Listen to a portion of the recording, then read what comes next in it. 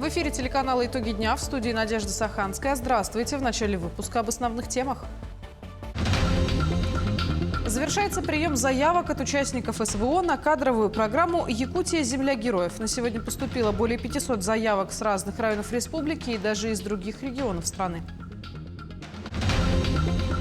В Якутск доставили еще 60 тонн металлолома, собранные в рамках проекта «Чистая Арктика». Груз прибыл из села Саилык Устьянского района. В 4 районах Якутии введены в эксплуатацию новые объекты водоснабжения. На строительство этих 4 объектов направили свыше 1,5 миллиарда рублей. На госуслугах появились черновики заявлений на поступление в первые классы, которые родители могут заполнить заранее. Прием в школах начнется до 1 апреля.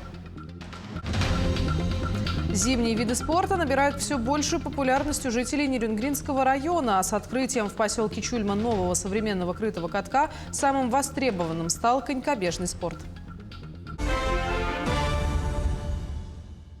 На проверку документов для производства выплат участникам СВО и их родным предлагается давать не более 15 дней. Такой законопроект разработан рабочей группой Совета Федерации. Документ подготовлен в целях законодательного установления срока выплаты единовременного пособия военнослужащему или добровольцу в связи с признанием его негодным к военной службе вследствие травмы, контузии или заболевания, полученных при исполнении обязанностей, а также единовременного пособия членам семьи в случае его гибели.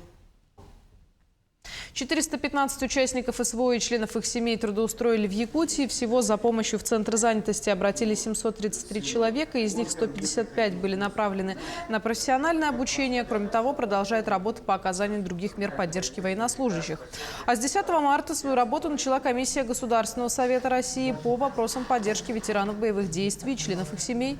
Таким образом, будет работа органов власти и организаций социальной поддержки скоординирована и усилена.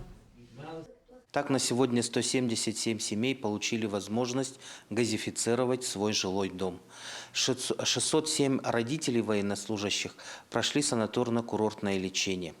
439 человек получили возможность съездить к месту лечения раненого военнослужащего. В медицинских и социальных учреждениях республики 1107 участников специальной военной операции и 1949 членов их семей прошли реабилитацию.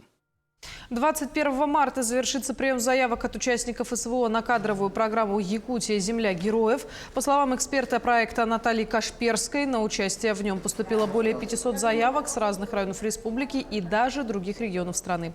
Все эти участники пройдут отбор. В частности, соискатели должны обладать высшим или средним образованием и как минимум небольшим стажем работы на управляющей должности. Те, кто справится с заданиями отборов, будут представлены к наставникам. Ими выступят опытные сотрудники госучреждений, предприятий и общественных организаций.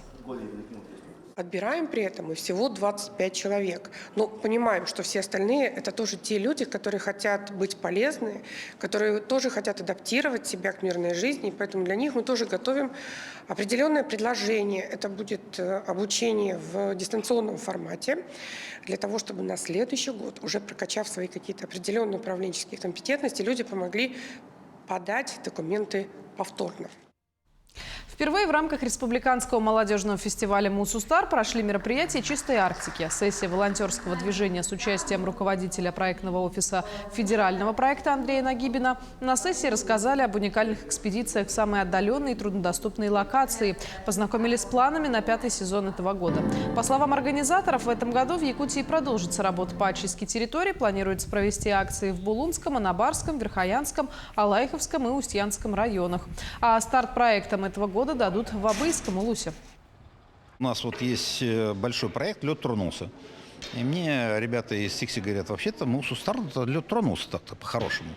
И вот теперь мы находимся здесь, в Якутске, и проект стартовал в марте месяце. Никогда такого не было, потому что мы обычно стартуем в апреле, когда лед сойдет. А тут получается, что мы теперь металлолом вывозим по зимнику. И это действительно такой прецедент очень важный. Но уже сегодня в Якутск доставили еще 60 тонн металлолома, собранные в рамках проекта «Чистая Арктика». Груз прибыл из села Саилык Устьянского района. В основном это кузовы и рамы автомобилей, остатки от промышленных конструкций, сохранившиеся с советского периода. Этот металлолом будет обработан и подготовлен на переплавку. Напомню, за 4 года реализации проекта в Якутии от металлолома очищено 35 гектаров арктических территорий, собрано 1600 тонн. В 2021 году собрали 300 тонн, в 2022 году 400, в 2023 200 тонн, а в 2024 рекордные 700. Это остовы грузовых машин, остовы спецтехники, оборудование промывочное, золото, олово. Да, там. Вот, есть брошенная заправочная станция, которая пришла в негодность. Вот это мы все очищаем, распиливаем в летний период, готовим, чтобы в зимний период это не наросло снегом, чтобы можно было приехать и краном все это загрузить в машины. Планируем вот это закончить в следующем году. И вместо вот того металлолома, который там было, все, что было это захламлено, мы хотим построить там спортивную площадку. Новые объекты водоснабжения заработали в 4 населенных пунктах Якутии. Торжественное открытие состоялось в режиме видеоконференции. Новые объекты запущены в Хангаласском, Горном, Нюрбинском и Верхоянском районах. Подробности далее. Впервые в истории республики одновременно запустили 4 объекта водоснабжения. Теперь более 27 тысяч человек смогут жить комфортнее и безопаснее. Запуск разрешаю. В Нюрбе завершен первый этап строительства водоочистной станции с производительностью 1200 кубометров в сутки. Возведены 4 подземных павильона, аварийная дизельная станция, резервуар и магистральный водовод. После завершения второго этапа станция обеспечит качественной водой свыше 6 тысяч человек. Все знают, что мы находимся на реке Вилюй, и река Вилюй очень загрязнена, экологически нечистая. И мы честно, очень долго ждали открытия этого нашего водоочистной станции. С нетерпением ждем запуска, потому что, как все знаете, что вода – это жизнь, а чистая вода, тем более, здоровая жизнь. Со слов главы города Нюрба, в мае начнутся пусконаладочные работы. В планах у нас запуск объекта будет где-то в начале июня. Соответственно, уже трасса у нас готова стоит. И буквально, как уже пусконаладочные работы пройдут, соответственно, уже будем подавать воду уже жителям города Нюрба. В селе Бестях Хангалакского района строительство системы водоснабжения также событие долгожданное. Сегодня очень знаменательное событие для жителей села Бестяха – открытие нового водовода Махсагалук-Бестях. Это очень долгожданное, конечно, для жителей событие. Ждали на протяжении более 10 лет, да. Хотелось бы, конечно, чтобы тарифы нас также порадовали, как и водовод. Стройплощадку можно разделить на 3 основных элемента. Это у нас первый элемент — насосная станция первого подъема. Линейная часть объекта — это 6 километров 200 метров почти что. И насосная станция второго подъема. В самом Бестяхе 2 точки подключения воды основные. Это у нас рабочий городок и сам Бестях на точке водозабора второго подъема. В селе Бердигистях Горного района введены в эксплуатацию водоочистные сооружения мощностью 500 кубометров в сутки. Комплекс включает блоки водоочистки, насосные станции, резервуары, систему диспетчеризации и магистральные сети. Жители села Бердигистях давно ждали входа в эксплуатацию этого очистительного станции. Сейчас у нас бочка воды стоит 350-300 рублей в среднем. Современная система водоснабжения дошла и до Арктики. Более 3000 жителей поселка Батагай Верхоянского района будут обеспечены чистой питьевой водой. На строительство этих 4 объектов было направлено свыше 1,5 миллиарда рублей, из которых 94% – средства федерального бюджета. Напомню, что указом главы республики об экологическом благополучии и охране окружающей среды до 2030 года поставлена задача решить проблему обеспечения чистой водой. Марферина Алексеева, Георгий Григорьев, Якутия 24. Отличившихся работников жилищно-коммунального хозяйства Якутии отметили заслуженными наградами. Из рук членов регионального правительства сотрудники предприятий получили звание почетных работников сферы, благодарственные письма профильного министерства и председателя правительства. В прошлом году специалистами достигнуты масштабные задачи. Построены, отремонтированы и обновлены 14 котельных, за последние 5 лет 100. В этом году 256 миллионов рублей с федерального бюджета выделено на модернизацию коммунальной инфраструктуры. Средства покроют расходы по 18 проектам реконструкции существующих сетей тепло- и водоснабжения, а также объектов тепловой генерации. Работники жилищно-коммунального хозяйства – это бойцы невидимого фронта, это супергерои, если хотите, нашей жизни. Потому что вот когда о нас не вспоминают и не звонят в аварийные службы, значит, работа стороны коммунальщиков выполняется хорошо.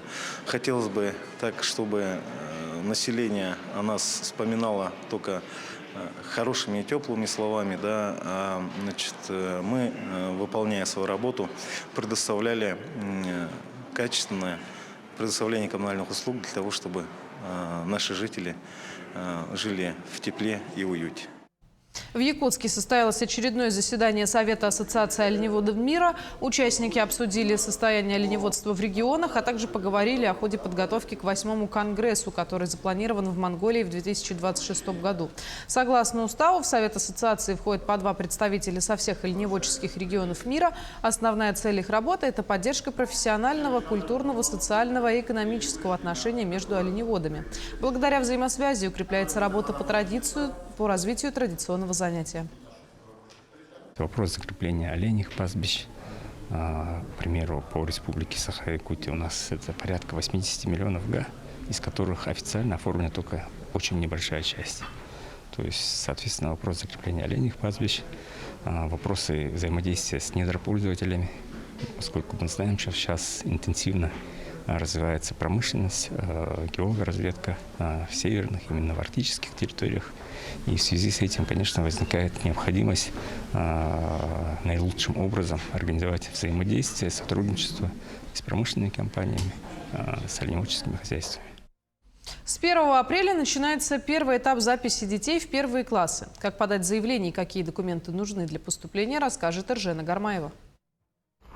51 школа Якутска распахнет свои двери для первоклассников в следующем учебном году. Ждут новых учеников и в 29-й школе. С новым пристроем вместительность учреждения увеличилась на 350 мест. В сентябре учиться в школе начнут 150 первоклассников. В нашей школе нынче открывается 6 первых классов по 25 детей в каждом классе. То есть родитель может подать заявление онлайн через портал госуслуги, где указывает свои данные, паспортные данные, как родитель, законный представитель, также свидетельство о рождении ребенка, регистрацию ребенка.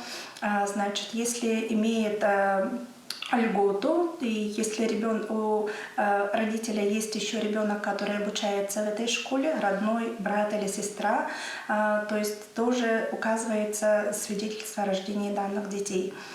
Подать заявление можно лично в школе, а также по почте заказным письмом с уведомлением о вручении. При этом заявления принимаются в 2 этапа. Но с 1 апреля через госуслуги начинается запись в первые классы именно по прописке. К 1 сентября ребенку должно быть 6 лет и 6 месяцев. С 6 июля этого года, то есть во 2-й этап, заявления принимаются несмотря на место проживания ребенка. Значит, каждая квартира, каждый дом закреплен за территорией. Значит, вы можете посмотреть на сайте управления образования или зайти на сайте города Якутска школах. Там можете посмотреть, в какой школе закреплен ваш дом. При зачислении ребенка в 1-й класс действуют льготы. Первоочередным правом поступления обладают дети военнослужащих, сотрудников полиции, ОВД и МЧС. Эржена Гармаева, Нюргун Старостин, Семен Семенов, Якутск. Ну а далее смотрите подборку новостей от наших коллег из Ленского района. Неделя в Ленском районе проходила снова плодотворно. Состоялись различные мероприятия. Так, в детском саду «Белочка» впервые воспитанники старшей группы были посвящены в орлята-дошколята. Для детей это стало настоящим праздником. В этот день юноармейцы провели для дошколят линейку. Рассказали о статусе орлят, какие обязанности теперь будут лежать на новоиспеченных участниках движения. После на шее ребят повязали галстуки. Начиная с младшего дошкольного возраста мы прививаем нравственные качества ребятишкам. В старшем дошкольном возрасте патриотическое воспитание. А мы работаем по направлениям семья, родина, экология, здоровье. На протяжении нескольких лет администрация Ленского района для решения жилищных проблем в рамках программы обеспечения качественным жильем и повышения качества жилищно-коммунальных услуг выделяет из бюджета района средства для улучшения жилищных условий работникам бюджетной сферы и молодым семьям. В этом году финансирование из федерального и регионального бюджета значительно уменьшилось, но это не помешало реализовать условия программы. Так, на днях в администрации Ленского района прошло торжественное вручение жилищных сертификатов 25 молодым семьям. Ежегодно на приобретение или строительство жилья бюджетникам выделяется из районной казны 12 миллионов рублей. Социальная выплата составляет 1,5 миллиона рублей.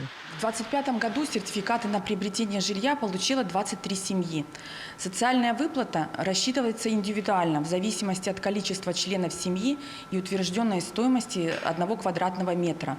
Так, стоимость 1 квадратного метра по району увеличилась с 59 тысяч рублей до 72.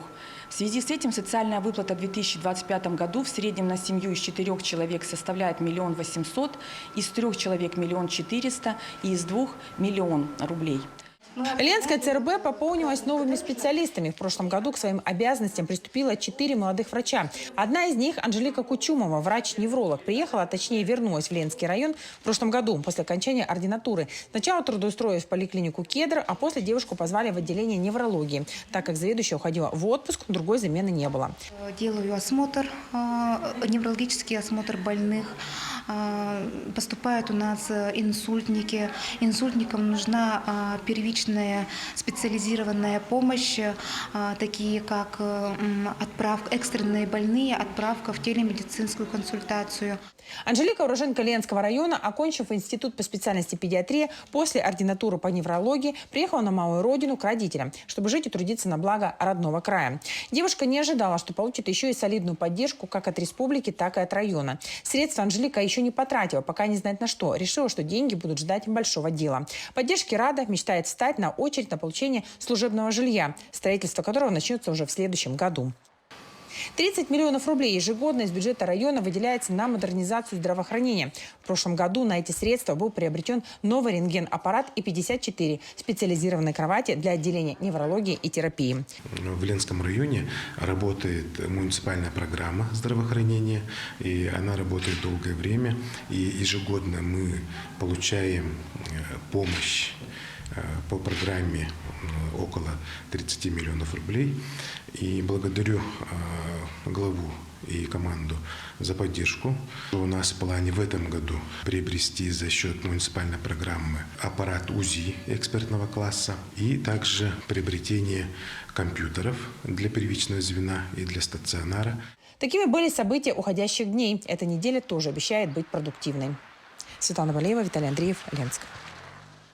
16 марта, в день рождения основоположника якутской литературы, мыслителя, просветителя и философа по всей республике прошла акция «Свет Кулаковского». Так, по инициативе окружной администрации Якутска состоялась презентация документального фильма «Путь в вечность». Отмечу, что именно Алексей Кулаковский стал первым исследователем разных направлений науки в Якутии. В своих работах он продемонстрировал всю глубину и многообразие якутского художественного сознания и философской мысли. Примечательно, что в 2022 году в этом зале у нас была встреча с Михаилом Ефимовичем Николаевым, с нашим первым президентом, на которой Михаил Ефимович Николаев затронул очень важный тезис. Он сказал, что Алексей Алексеевич Кулаковский является одним из представителей, ярких представителей нашего народа, который является основополагающим в нашем понимании для развития и народа Саха, и для русских, которые здесь проживали. Важность-то в чем? Важность в том, чтобы была минутка задуматься. И гений Алексея Алексеевича Кулаковского заключается в том, что это же человек, который дал зарождение, по сути дела, был учителем основателя республики. Этот вклад крайне важен. В столице Южной Якутии появился новый арт-объект. Накануне в Нерюнгри состоялось торжественное открытие городских часов. Они установлены на крыше Центра культуры и духовности и хорошо видны из любой точки площади Ленина. Часы изготовлены в Петербурге, оформлены в старинном классическом стиле. Они стали подарком городу к предстоящему 50-летию. Торжественный митинг открыл глава города Нерюнгри Илья Гудошник. Он поздравил нерюнгринцев и поблагодарил всех, кто помогал воплотить в жизнь эту идею. Спасибо большое, будем развиваться. Это не... В Алдане прошла традиционная ночная лыжная гонка. В этом году забег состоялся в рамках всероссийского марафона «Сил России». Впервые ночная гонка стартовала более 15 лет назад, и сегодня она остается одним из любимых спортивных праздников для приверженцев здорового образа жизни. На лыжню вышли и наши корреспонденты. На стадионе лыжно-биатлонного комплекса собрались спортсмены, болельщики и поклонники зимних видов спорта. В сумерках мартовского вечера был дан старт традиционной ночной гонки. В этом году забег прошел в рамках всероссийского марафона «Сила России». Женщины – герои в спорте. Так звучала основная идея спортивного праздника. Это, получается, спортивный марафон, который проходит по всей России. Основоположником является партия «Единая Россия», то есть это именно пропаганда здорового образа жизни, привлечение молодежи, конечно, в первую очередь детей, популяризация спорта. И где, как не в зимней столице Якутии, проводить данное мероприятие. Мы гордимся нашей Россией, мы гордимся женщинами России, мы гордимся героями, женщинами в спорте. Вперед, Россия! Впервые забег такого формата состоялся более 15 лет назад. И по сей день он остается одним из любимых событий не только для алданцев, но и для жителей соседних районов. Ежегодно в ночной гонке вместе с сильнейшими спортсменами и ветеранами лыжного спорта участвуют новички, любители и все приверженцы здорового образа жизни. Да, это очень такой популярный вид спорта. Это лыжные гонки не только в нашем Алдане, но и по всей нашей республике. Первыми стартовали самые юные спортсмены – мальчишки и девчонки до 10 лет. В массовом забеге силы смогли испытать как физически подготовленные взрослые, так и молодежь, школьники и граждане почтенного возраста. На старт многие алданцы вышли семейными составами. Настроение, конечно, отличное. Ждем начала. Пришла с сыновьями. Раньше никогда не участвовали. Ну вот, надо когда-то начинать. Несмотря на легкий морозец, участникам и болельщикам было совсем не холодно. Все желающие могли выпить горячего чайку. К тому же необыкновенно теплыми стали искрившиеся в вечернем воздухе позитивные эмоции. Я пришла сегодня с ребенком, он у меня ходит на биатлон, и мы решили с ним провести вечер. Мы ходим каждую субботу так просто кататься, но на гонке первый раз.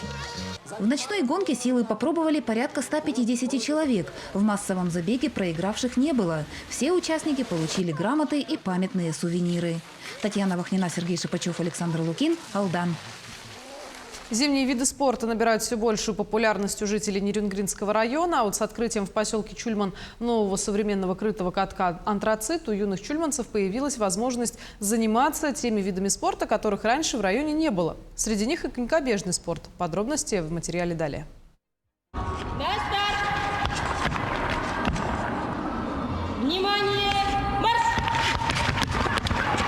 Открытое первенство Нерюнгринского района по конькобежному спорту в дисциплине шорт-трек прошло в истории района впервые. Но, несмотря на это, юные конькобежцы показали очень высокий уровень подготовки. Надеемся, что это первенство будет на постоянной основе проводиться. Будем обрастать нашими соседями, новыми улусами, которые занимаются такой дисциплиной, как конькобежный спорт. За медали и призовые места на пьедестале почета боролись спортсмены в 4 возрастных категориях от 6 до 15 лет на разных дистанциях. Достойную конкуренцию юным чульманцам составили воспитанники Алданской школы Олимпийского резерва. В целом соревнования прошли неплохо. У нас было 2 дня соревнований. Первый день полуфиналы, второй день финалы.